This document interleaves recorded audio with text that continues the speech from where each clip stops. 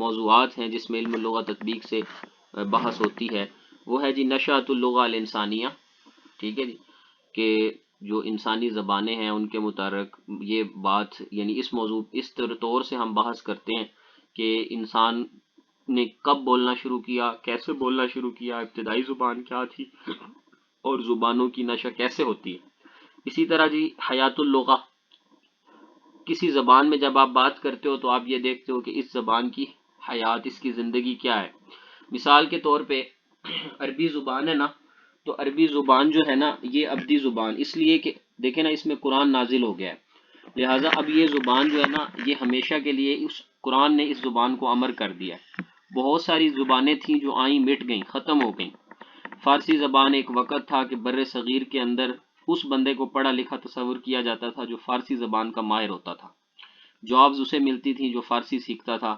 فارسی زبان سیکھنا مست تھا، جب خاص طور پہ جب بر صغیر میں مغلوں کی حکومت تھی، تو اس کے ابتدائی ادوار میں فارسی زبان ہماری سرکاری زبان تھی پورے بر صغیر کی۔ ہندو بھی سیکھتے تھے، مسلمان بھی سیکھتے تھے، مطلب ہر مذہب اور ہر فرقے کے لوگ جو ہے اس کو سیکھنے کے اندر فخر محسوس کرتے تھے۔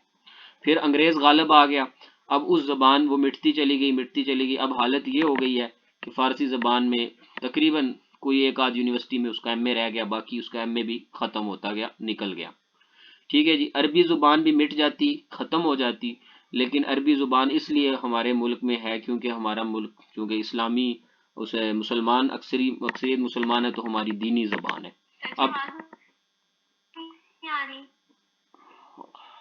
مائک کا اپنا نیٹ ورک کا آپ کا ایشو ہوگا، آواز تو میری ٹھیک چل رہی ہے۔ اچھا، اسی طرح میں یہ کہہ رہا ہوں کہ ایک وقت تھا کہ پنجابی زبان میں جس سے پوچھتے تھے جی پنجابی میں ایم اے کیا ہوا، لوگ پنجابی میں ایم اے کرتے تھے اور بڑا فخر محسوس کرتے۔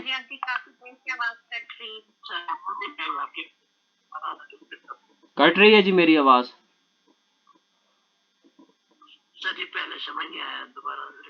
چلیں جی میں دوبارہ کر دیتا ہوں۔ میں یہ عرض اب ٹھیک آ رہی ہے؟ چلیں، میں یہ کہہ رہا ہوں کہ یہ وقت کے ساتھ زبانوں کے اوپر حالات آتے رہتے ہیں، ٹھیک ہے نا۔ پھر انگریز آ گئے، اب انگریز آئے تو ظاہر سی بات ہے انہوں نے اپنی انگریزی زبان کو پروموٹ کرنا شروع کیا، ان کی زبان میں لوگوں نے اس زبان کو لینا شروع کر دیا۔ تو اب ہماری عربی زبان اس لیے رہ گئی کیونکہ ہمارے دین اسلام کی وجہ سے عربی زبان نہیں مٹ سکی، اگرچہ بڑی کوششیں ہوئیں کہ انگریزی زبان کو بے دخل کر دیا جائے ہمارے تعلیمی نصاب سے وغیرہ، لیکن پھر اور زبانیں جو ہے نا یہ بادشاہ، اب میں آپ کو اس کی ایک جدید مثال دیتا ہوں۔ زبانیں جو ہے نا وہ بادشاہوں کی ذہن، ان کی سوچ جو ہے نا اس کے مطابق زندہ رہتی ہیں اور مرتی ہیں۔ مثال کے طور پہ جنرل ضیاء الحق صاحب کا زمانہ تھا نا، اب ضیاء الحق صاحب خود ذاتی طور پہ ایک مطلب مذہبی دلچسپی رکھنے والے بندے تھے، چنانچہ آپ دیکھیں گے تو آپ کو 1980 سے لے کے 1990 تک کی جو دہائی ملے گی اس میں عربی زبان جو ہے وہ ہمارے تعلیمی شعبوں کے اندر اس زبان نے بہت ترقی کی۔ وہ یونیورسٹی لے آئے، انہوں نے اسلامک انٹرنیشنل کی بنیاد رکھی، نمل کے قائد اعظم یونیورسٹی سے علاقہ ختم کر کے الگ اسے کالج بنایا، وہاں پہ عربی زبان کا فروغ عام شروع ہو گیا۔ اسکولوں کے اندر عربی ٹیچر کی سیٹ آئی، ایس ایس کی سیٹ ہے، لیکچرر وغیرہ دس اینڈ دیٹ، انہوں نے بہت اس کو زبان کو پروموٹ کیا، سفارت خانے کھولے، عرب ملکوں کے ساتھ تعلقات بنائے وغیرہ، تو اس ٹائم یعنی اس زبان کو بہت فروغ دیا گیا۔ اب پھر اس کے بعد چونکہ جو سیاسی ادوار ہوتے ہیں نا، سیاسی ادوار جو ہوتے ہیں وہ معتدلانہ چلتے ہیں، اس کے اندر اتنا زیادہ وہ نہیں ہوتا، چنانچہ بے نظیر اور نواز شریف کے جو ادوار اس کے بعد آئے ہیں ان حکومتوں میں درمیانہ نظام رہا۔ پھر جب جنرل مشرف آیا تو مشرف کا چونکہ ذہنی طور پہ سوچ کے اندر وہ بندہ خلاف تھا ان چیزوں کے، تو آپ اس پورے دور میں دیکھیں گے تو آپ کو عربی کے حوالے سے کوئی خاص جو ہے وہ زبان کے اندر انویسٹمنٹ نظر نہیں آئے گی، سرکاری سطح پہ اس کی حوصلہ شکنی کی گئی۔ اب شہباز شریف صاحب جب وزیر اعلیٰ ہمارے پنجاب کا، مجھے آئیڈیا جو ہے میں نے پڑھا بھی تھا اس کو، تو ان کے بھی سوچ جو ہے نا اس کے یہ چیزیں خلاف ہیں، چنانچہ انہوں نے بھی جو ابتدائی 2009 کی سیٹس آئیں، 12 کی آئیں، ان کوشش یہی رہی کہ جو ہے اس زبان کو کم سے کم کیا جائے، پیچھے سے پیچھے دھکیلا جائے، چنانچہ اس دور میں اسے ایسے ہی دھکیلا جاتا رہا۔ اب چونکہ عمران خان، اگرچہ ہر بندے کی سیاسی بنیاد پہ میری سوچ شاید اس کے مخالفت ہے، لیکن اس بنیاد پر کہ وہ اس کے اندر یہ سوچ ہے تو اب اس نے دوبارہ سے جب اوپر سے نیچے تک اپنی جماعت میں اور اپنی حکومتی اس میں سٹرکچر کے اندر اس چیز کو شامل کیا، اب ترجمہ قرآن شامل ہو گیا اور باقاعدہ قانون بنا کے اسے شامل کیا گیا یونیورسٹی لیول پہ، کالج لیول پہ، اسکول لیول پہ، اور باقاعدہ ججز کے تھرو چھاپے منگوائے گئے اسکولوں میں، کالجوں میں، یونیورسٹیوں میں۔ اب اس کا یہ نکلا کہ اب جو ہے وہ دوبارہ سے جو عربی زبان تھی وہ اپنے عروج کو پہنچ رہی ہے، یعنی اب لوگ پھر سے جو نیکسٹ پالیسیز بنیں گی اب اس کے اندر عربی زبان لازم و ملزوم ہو چکی ہے۔ یعنی پہلے بل لایا گیا پنجاب اس میں اسمبلی میں ایک بل لایا گیا کہ عربی زبان کو ہمارا سرکاری زبان کا دوسرا درجہ ثانوی زبان یعنی لغہ ثانیہ قرار دیا جائے، وہ بل جو ہے وہ مسترد کر دیا گیا۔ پھر اسی طرح قومی اسمبلی میں جماعت اسلامی کے جو خیبر پختونخوا کے رکن ہیں مشتاق صاحب، انہوں نے بل پیش کیا جو کہ سینٹ کے اندر بڑے طریقے سے اس ٹائم مولوی عبدالغفور حیدری یہ جمعیت علماء اسلام کا یہ وائس چیئرمین تھے، انہوں نے بڑے طریقے سے جو ہے پیپلز پارٹی کو اپنے اعتماد میں لے کے تو انہوں نے وہ بل منظور کر لیا۔ اب وہ بل وہاں منظور ہو گیا سینٹ میں، اب وہ آ گیا قومی اسمبلی میں۔ قومی اسمبلی میں جب وہ بل آیا اس پہ ڈبیٹ شروع ہوئی تو نون لیگ نے وہاں مخالفت کر دی، اور اسی طرح پی ٹی آئی نے کے بھی اکثر اراکین نے اس کی مخالفت کی، چنانچہ وہ بل جو ہے وہ وہاں منظور نہیں ہو سکا۔ اگر قومی اسمبلی سے وہ بل منظور ہو جاتا تو پھر عربی زبان ویسے ہی ہماری یعنی لغت التعلیم ثانوی زبان بن جاتی، لیکن وہ منظور نہ ہو سکا۔ اگر وہ منظور ہوتا تو پھر جو اب عربی اختیاری پڑھائی جاتی ہے، عربی کی جگہ بعض اسکولوں میں کمپیوٹر لگوا دیا جاتا ہے، بعض جگہ پہ زراعت لگوا دی جاتی ہے، تو وہ پھر عربی ہی ہوتی، وہ لازمی سبجیکٹ ہو جاتا، تو وہ مخالفت ہو گئی۔ تو اب جو ہے وہ جب اس عمران خان کی اس طرف سوچ پھری تو اس نے پھر ایسے یعنی کہا کہ قوانین میں ترمیم کریں، یہ کریں۔ تو اب پھر سے جب گورنر پنجاب نے اس پہ ایکشن لیا اور اس نے عربی کو لازم کیا، تو اب اس لازم کرنے کا فائدہ کیا ہوگا؟ اس کا فائدہ یہ ہوا کہ اب یونیورسٹیز کے اندر جو مطلب عربی کا جتنا ٹرانسلیشن کا سارا شعبہ ہے وہ سارا عربی ڈپارٹمنٹس کو دیا جا رہا ہے، اسی طرح کالجز میں، اسی طرح اسکولوں میں۔ تو اب یہ جو آپ کی سیٹس زیادہ آئی ہیں نا، اس کی ایک وجہ یہ بھی ہے کہ چونکہ ٹرانسلیشن کو لازم ملزوم کیا گیا، اس بنیاد کے اوپر انہوں نے کہا کہ جی اب ہمیں بندے بھی اتنے زیادہ چاہیے۔ اب آپ نے سنا ہوگا اگلے دن جو اس کی ہائرنگ ہوئی ہے ہائی کورٹ کے اندر، اس میں نے کہا جی میں 70,000 بندہ چاہیے اسکولوں کے اندر، ہم تب مینج کر سکتے ہیں اس پورے نظام کو کہ وہ عربی ٹیچر ہمیں اتنے چاہیے کہ جنہیں ہم اب ٹریننگز کا سلسلہ شروع ہوا تو معلم قرآن کی ٹریننگ ہو رہی ہیں لوگوں کو۔ تو کہنے کا مطلب یہ ہے کہ اب اگر کوئی بندہ مخالف آ بھی جاتا ہے کہ جو کہے کہ آپ لوگ یہ کیا پڑھا رہے ہو، سائنسی علوم پڑھاؤ، آپ ہمیں یعنی پرانے وقت میں دھکیل رہے ہو، یا ہمیں تاریخ، ظاہر ہے بعض لوگوں کی سوچ ہوتی ہے نا، تو اگر وہ سوچ مخالفت میں آتی بھی ہے تو اسے ختم کرنے میں بھی کم از کم 10 سے 15 سال لگیں گے۔ یعنی اب یہ اتنا ایک کام یہ عمران خان کا آپ کو اسے کریڈٹ دینا پڑے گا کہ اس نے اس سسٹم میں اتنا کام کر دیا ہے ہمارے سبجیکٹ کے حوالہ سے کہ اب آنے والے جو 10 15 20 سال ہیں اس میں اگر کوئی بندہ مخالف، اگلی حکومت مطلب نواز شریف شباز شریف لوگوں کی حکومت آ جاتی ہے اور وہ لوگ کہتے ہیں جی نہیں جی کہ ہمارے پاس بجٹ نہیں ہے، ہمیں نئی زبان اتنی چاہیے، یہ نہ ہم ٹرانسلیشن کرواتے ہیں۔ پہلی بات تو یہ ہے کہ ٹرانسلیشن کی مخالفت کوئی بھی نہیں کرے گا، کیونکہ سب کو اگر اندر سے وہ کر بھی رہے ہوں گے تو اوپر سے مخالفت نہیں کر سکتے، وہ مطلب اس میں ساتھ ہی دیں گے کہ ٹھیک ہے جی قرآن پڑھانا ہے، کون سا اس میں غلط بات ہے۔ تو اب ٹرانسلیشن کی یعنی اس میں آ کے ہمارا جو زبان تھی اس سے بہت فائدہ ہوا۔ آپ دیکھیں گے کہ نیکسٹ اس میں یعنی اس کے جو ہے نا اس طرف رجحان مزید بڑھے گا۔ تو یہ ہر سب یعنی زبان کے اوپر عروج اور زوال آتا رہتا ہے، تو زبانیں جو ہوتی ہیں وہ بادشاہوں کے اور حکومتوں کے ساتھ جو ہے نا ان کا فروغ اور ان کا جو ہے نا وہ پھیلاؤ اور اسی طرح ان کی کمی یہ ہوتی رہتی ہے۔ اور یہی سارا جو آپ پڑھتے ہیں نا، یہ جو ساری انفارمیشن میں نے اب آپ کو دی ہے، اسی چیز کا جو ہے نا وہ نام ہے حیات اللغہ، کہ آپ زبان کو اس انداز سے اسٹڈی کرتے ہیں کہ کون سی زبان اب مر رہی ہے، کون سی زبان جو ہے وہ زندگی پا رہی ہے۔ تو اسی طرح آگے ہے جی دراست الاصوات، ٹھیک ہے جی، ہر زبان کے کچھ بنیادی قوانین ہوتے ہیں، کچھ اس میں آوازیں ہوتی ہیں، کچھ اس کے حروف تہجی ہوتے ہیں، اسے علم اللغہ الحدیث میں دراست الاصوات کہا جاتا ہے۔ اس کو اس ڈیٹیل سے پڑھنا یہ سارا بھی ہر زبان کے لیے ضروری ہوتا ہے۔ تو وہ کہہ رہے کلھا صحیح، یہ سارے موضوعات جو ہے ان میں اسٹڈی ہم کرتے ہیں۔ اب جی علم اللغہ نظری آ گیا آپ کا۔ علم اللغہ نظری میں آپ کیا کرتے ہیں؟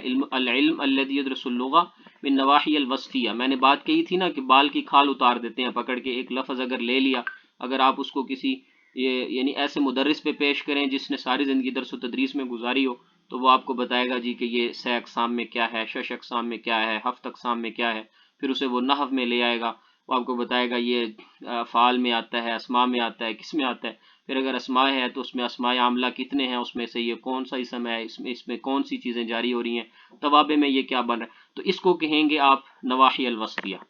اسی طرح تاریخی لحاظ سے شاید وہ نہ بتا سکے، لیکن یہ لغہ کا ساتھ لازم و ملزوم ہے کہ آپ اس کا تاریخی پس منظر بھی جاننے کی کوشش. مثال کے طور پہ پرانے زمانے میں شاعری کے اندر آپ نے دیکھا امراء القیس اگر استعمال کرتا ہے تو وہ کھنڈرات کا بیان کرتا ہے، کجاووں کا ذکر کرتا ہے، نشانات کا ذکر کرتا ہے. تو اب تاریخی حیثیت میں ان چیزوں کو جاننے کی کوشش کرنا کہ کیا کس علاقے کی بات ہو رہی ہے، کیا اس علاقے میں یہ کھنڈرات تھے، اگر تھے تو وہ کس چیز کے کھنڈرات تھے، ان میں کیا ہوتا تھا، وغیرہ وغیرہ.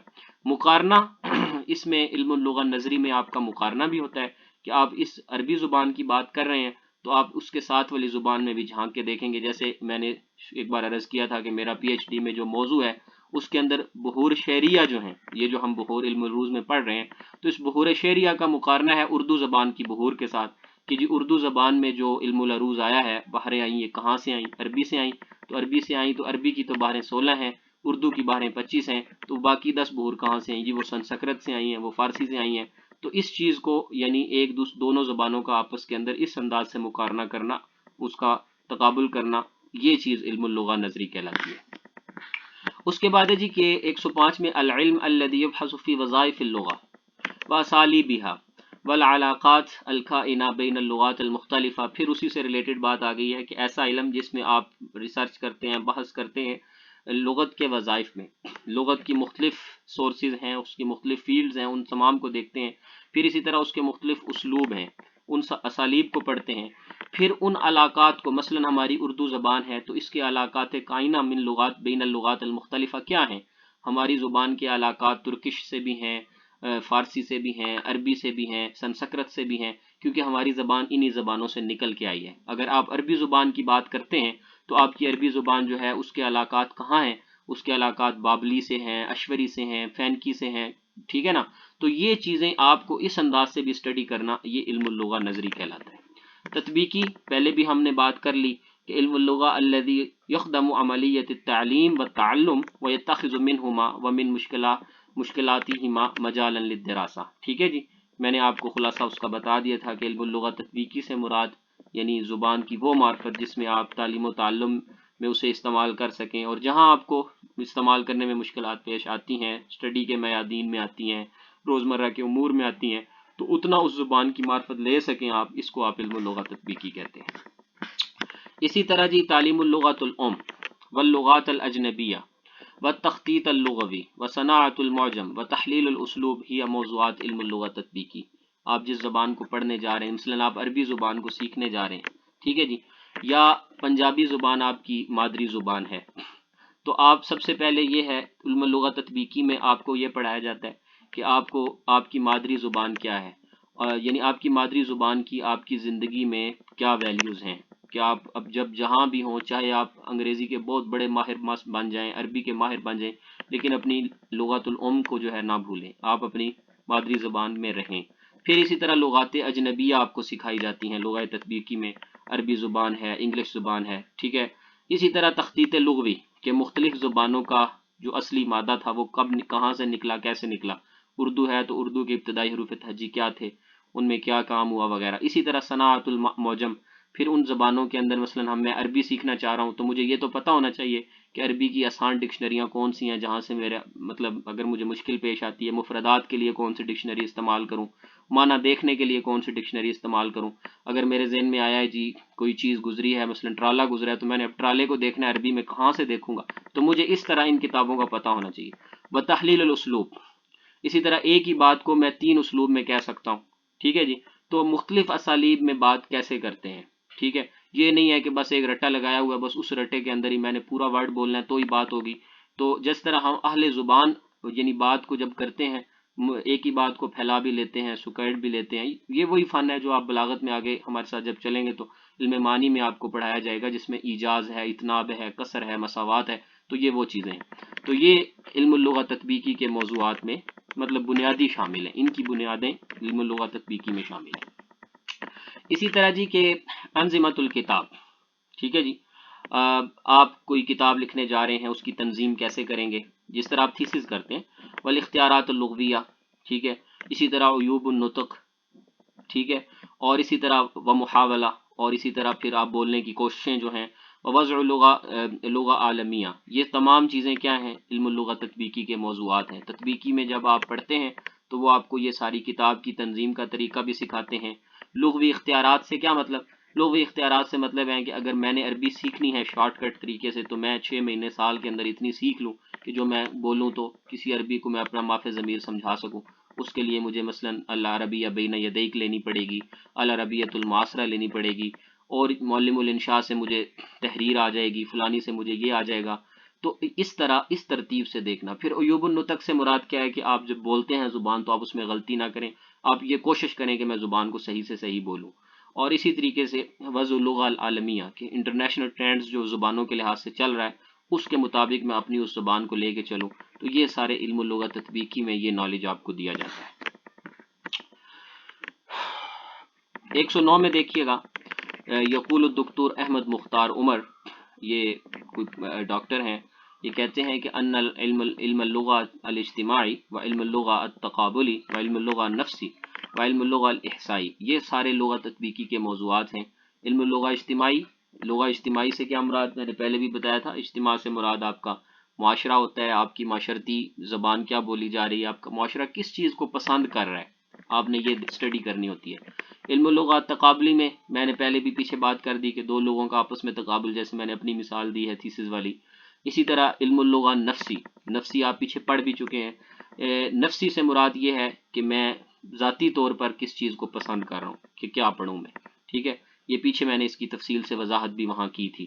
اسی طرح جی آ جاتا ہے آپ کا علم اللغہ الاحصائی۔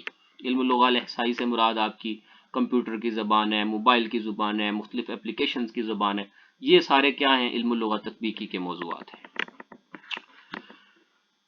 110 نمبر والا دیکھ لیں، یہاں پہ بات کو ختم کر لیتے ہیں جی۔ ان اللغہ اکتسبت مع الزمن صفتن، اچھا جی، اسما و ارقا من مجرد الرمزیہ لانها اتصلت بخواطر الناس وافکارهم فاصبحت جزءا من هذه الافکار۔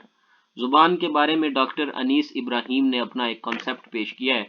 وہ کہتا ہے کہ زبان کیا ہوتی ہے، لغہ کیا ہے؟ اکتسبت من الزمن، زمانے سے کشید ہوتی ہے، مطلب کہ مرور زمن کے ساتھ، حوادثات کے گزرنے کے ساتھ زبانوں کی تبدیلی ہوتی رہتی ہے، مطلب وہاں سے کشید ہوتی ہے۔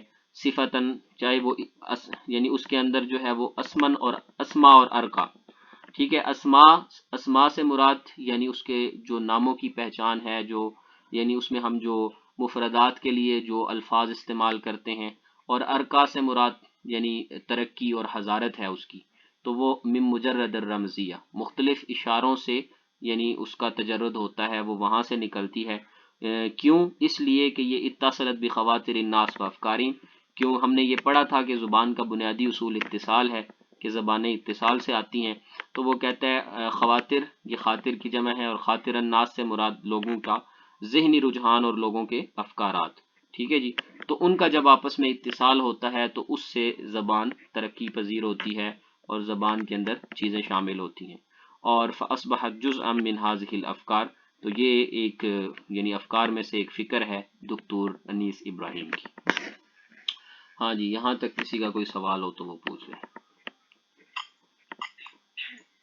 سر یہ جو علم العروض ہے، علم العروض سے پہلے تھوڑا سا آ رہا ہے اس کے بارے میں نہیں